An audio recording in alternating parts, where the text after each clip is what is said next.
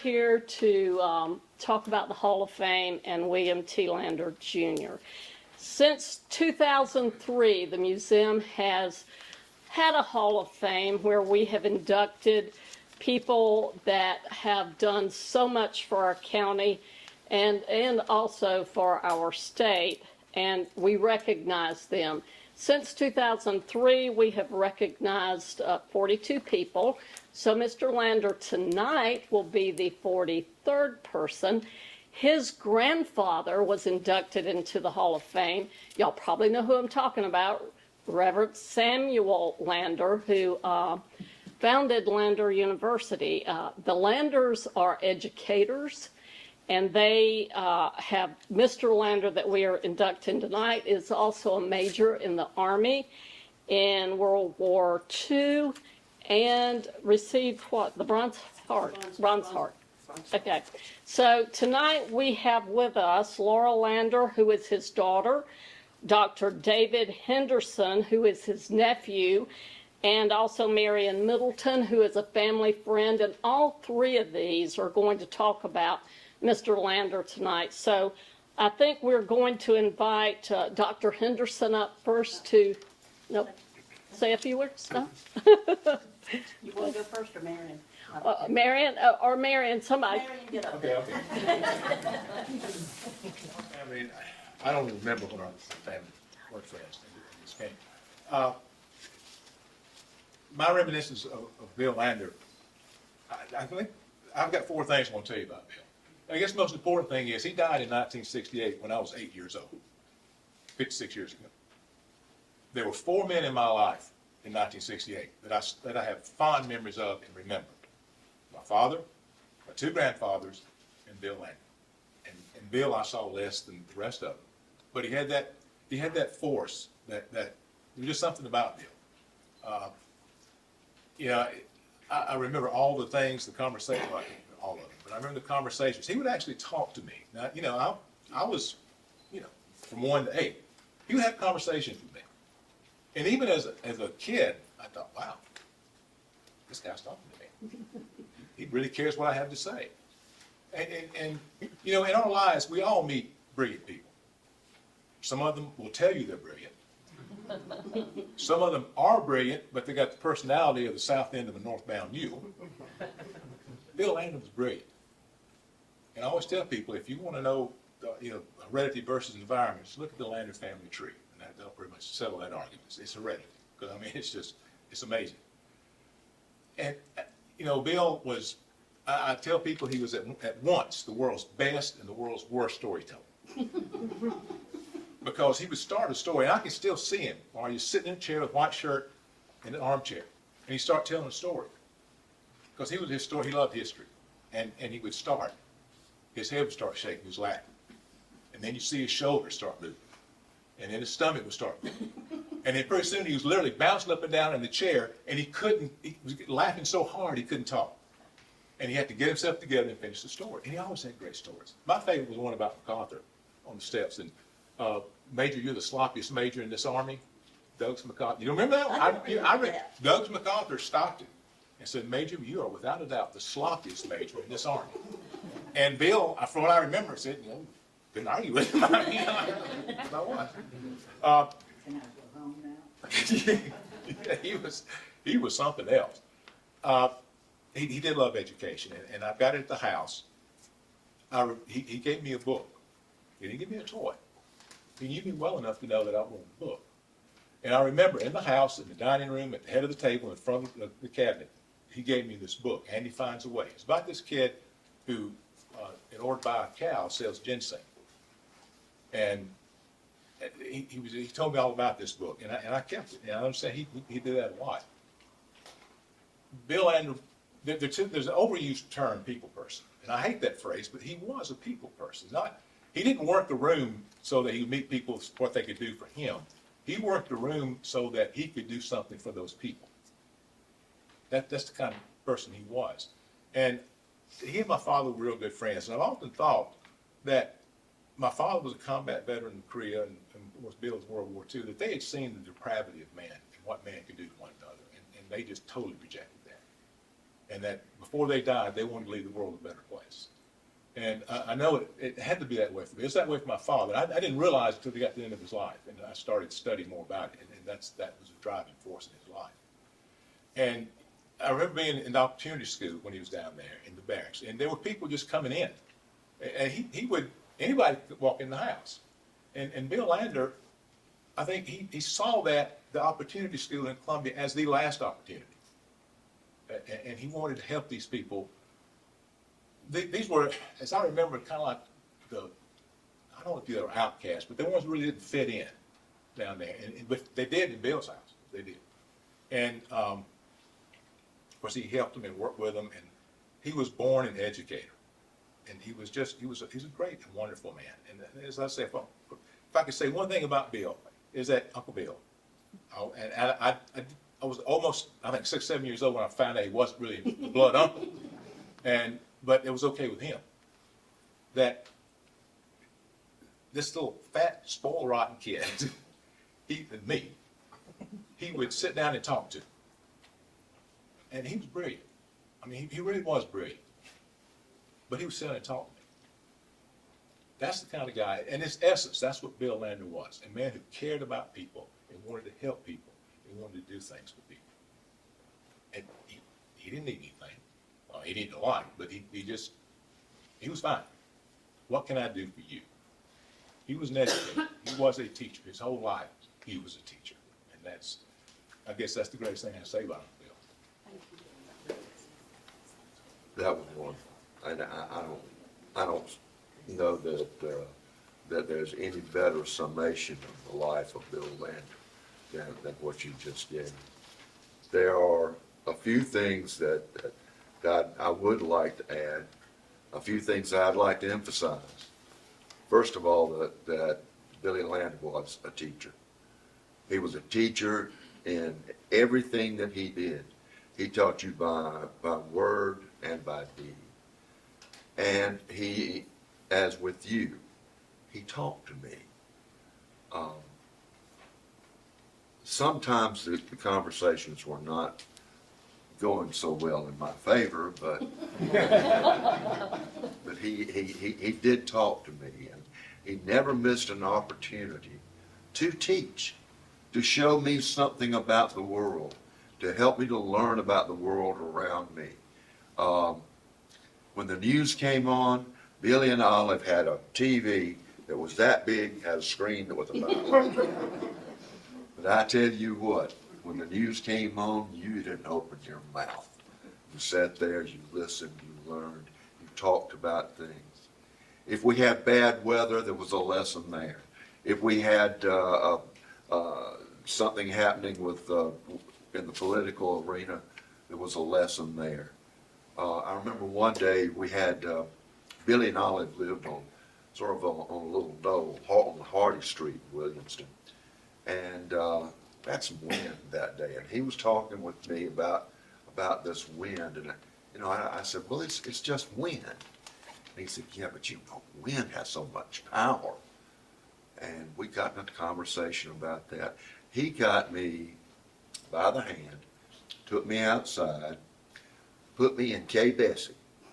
Now, K. Bessie was a 48 Chevy. 1948 two-door Chevrolet that weighed, I don't know, 3 tons. Yes.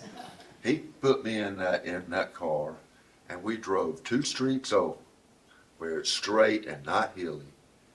And he sat there and he turned off the ignition, and he said, "Now open your door." And I opened the door, and he opened his door. Car's not running, and all of a sudden, we were moving right along like a ship on the ocean. It scared me to death, and it happened so quickly. And then he stopped. He put on the brakes and he said, "Now, what do you think about the power of wind?"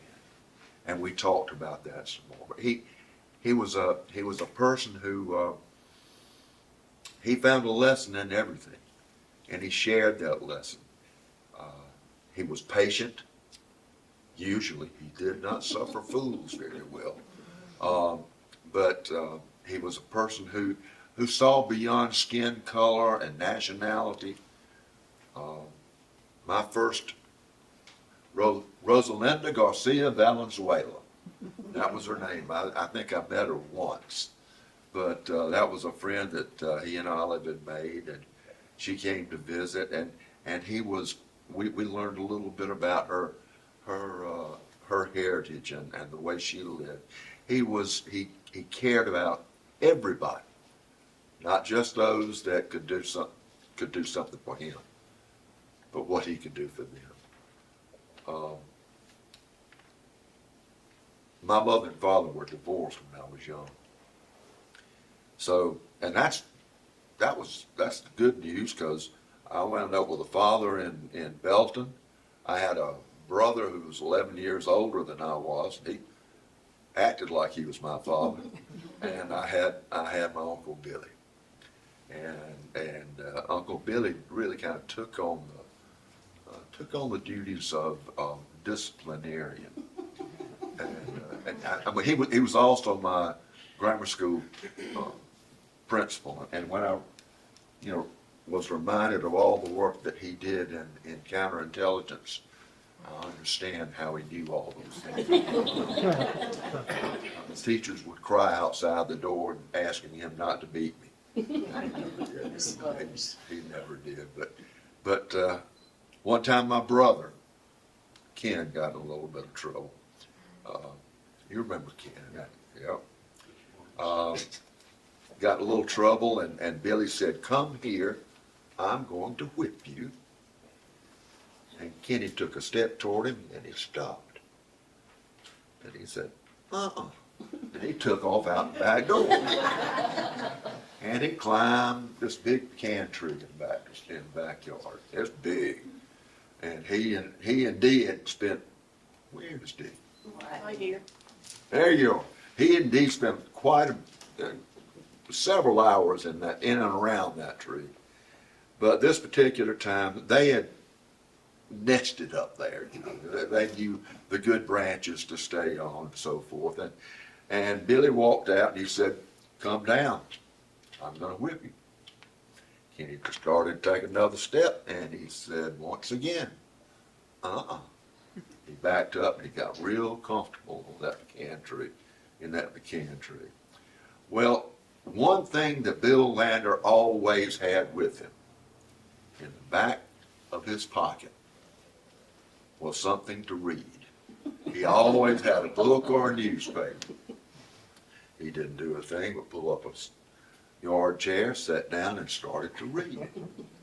Enjoyed himself, cool breeze, sun's going down, breeze getting cooler, sun is getting lower, Kenyon's starting to shake. A little more uncomfortable.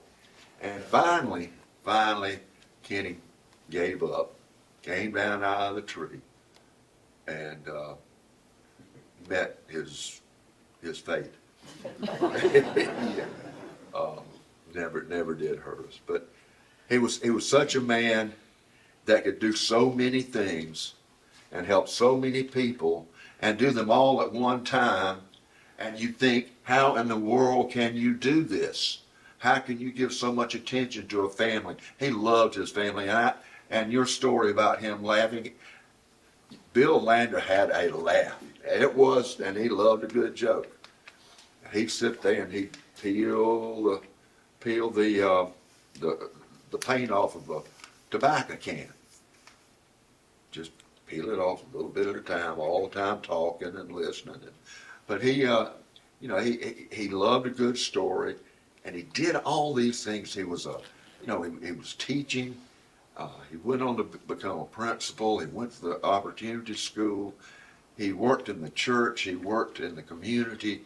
And he did all these things so well, and you wonder, how do you do that? Because if you do this so much and you do this too, something is going to pull you down. Something is going to be too much. But there was something about Bill Lander that kept that from happening. He had a deep, abiding faith. He had a deep, abiding faith, and that guided him through everything he did, through the love that he had for his girls, through the love that he had for all those around him, through the love he had for his country and the sacrifices that he made. We were fortunate. We were fortunate to have known Bill Lander. But I do, first of all, want to thank all of y'all again for coming, especially members of the advisory board and the Friends Board and the staff. Beverly is always saying that she has the best staff she could imagine, but they also have the best director. So I have to praise them and appreciate County Council for supporting this museum. So anyhow, but other than the honorary degree Daddy got from Lander, I can't think of anything that would tickle him more than this, because I know I'm preaching to the choir, but he loved Anderson County and South Carolina, and he loved history, historical museum, and he loved teaching. He had planned, I don't know, some of y'all know this, he had planned to retire from the Opportunity School after another year and go back to Williamston and teach high school history, which is what he really loved, but it didn't happen. But he was service, and, he was in the Counterintelligence Corps in World War II. We tried to find out more about it. He didn't talk much about it other than he wrote a letter home to my mother about the capture of Tojo and told us about visiting Admiral Shimada, who was the guy who planned and executed Pearl Harbor. He ingested poison and was in the hospital, and Daddy visited him there and got some tales. But we tried to find out more, but the Army Counterintelligence Corps information died in a rather interesting and mysterious fire in a warehouse in St. Louis in the 70s. So anyhow. But Daddy, of course, as they said, was born and raised in Williamston, and it was a family of Methodists with a capital M. David mentioned his faith. It was sort of like innate, I think. The family had been Methodist since Wesley's day. An ancestor had hosted Mr. Wesley back in Ireland, and there's a tale about that too. But anyhow, whenever Daddy was asked to speak somewhere, he always used as his text, if it was a sermon, the last bit of the 25th chapter of Matthew. Even as you have done it unto the least of these, my brethren, ye have done it unto me. That was sort of the driving force in his life. And he taught all of us to respect everyone and that we could learn from everybody. And it didn't matter whether somebody came in and was spoke eloquently and was elegantly dressed, or whether it was somebody who butchered the language and was in tatters. Everybody was worth something, and we could learn something from everybody. He also had, as they said, a delightfully warped sense of humor, and when he laughed, he laughed. Like, it was like this thing in A Visit from St. Nicholas and talking about Santa Claus laughing like a bowl full of jelly. Daddy had a bit of a tummy. And so I kind of used to think about that. He never met a pun he didn't love, absolutely loved them. And he absolutely loved watching the Newlywed Game. I kind of hate to say it because it's so dumb, but he loved it because he said it was the silliest thing he'd ever seen. He also, this will tell you how warped he was. He brought back from the Pacific this portrait of a New Guinea headhunter. The guy was the fiercest looking fellow you can imagine. He had one eye and he wore this necklace of some kind of bones or something. I don't know what. It may have been teeth. I don't remember. But anyhow, when I was a little kid, when you're little and you get scared and you want to go crawl in with Mom and Daddy, well, in order to do this, you had to get past the picture of the chieftain who was on the wall with a nightlight right below him. So I had to, kind of comfort myself that way. But guess what? The chieftain now hangs just inside my front door, so welcome to my house. But public education was Daddy's biggest concern. He loved teaching and really just loved the whole part of education, believed that everyone should get it. At the Opportunity School, the students came from all ages and backgrounds. A friend of mine's grandfather went there one summer because he'd never gotten a high school diploma because he had to drop out to help on the family farm. He was in his 60s, but he went back and got his diploma. So anyhow, once you got through there, you got a good basic education. I do think he'd be kind of worried about things now. I think we all are. Teachers are having to deal with a lot more than they really need to have to deal with. And I'm, again, preaching to the choir somewhat. But there's not a whole lot of room now for creative teaching. My favorite story about his teaching is that they had been talking about the need to read what you say, what you on a piece of paper before you sign your name to it. Don't sign your name without knowing what you're signing it. He came in at the beginning of class one day waving a sheet of paper saying, "Hey, I've got a petition here for us to get out of school Good Friday." All the students rushed up there to sign it. They all finished, looked at him and said, "How many of you read it?" Guess what? None. And he said, "I'm going to read it to you." The gist of it was that in order to receive this bonus day off from school, they would, upon their return to school, cheerfully submit to decapitation. Not just submit, but be cheerful about it. I mean, this was his warped sense of humor. But I don't think teachers could get away with that today. But there is someone here today who has her head still, by the grace of my father, not chopping it off. She's over here. She remembers that. She says, nobody ever forgot that lesson. So, I mean, we need to allow our teachers to teach. They need to be empowered. And Daddy considered teaching to be a calling, not a profession. Too many people teach because they think it's easy. I hadn't figured that one out. But they find out pretty quickly that it's not. But the cost of higher education has become prohibitive. We got some people here from Lander who will tell you all about that. A whole generation is being held captive by student loans, and colleges have struggled to keep tuition down, but still be able to afford to hire the best professors. It's a big problem. So, you know what? We can make a difference. There's a scholarship in honor of my mother and my father at Lander, and people from Lander are here and can tell you all about them.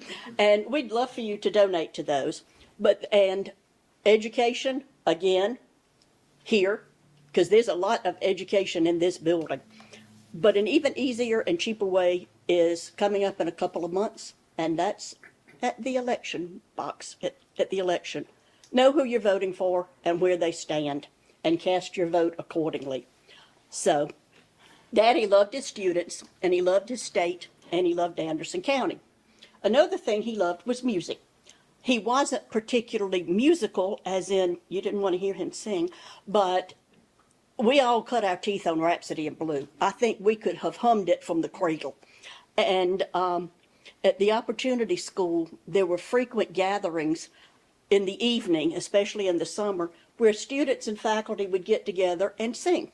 And we'd sing stuff like, On Moonlight Bay, and Tell Me Why, the real oldies but goodies. One of his favorites was 5'2", Eyes of Blue, and I think that's because it kind of described my mother, although I'm not sure she was that tall. But his favorite of all time, and you didn't get away from the Opportunity School without knowing it, was Carolina in the Morning. So if you don't know the lyrics, get out your phones and look them up, because we're going to sing it. So, y'all look it up. Y'all know? You think you know the lyrics?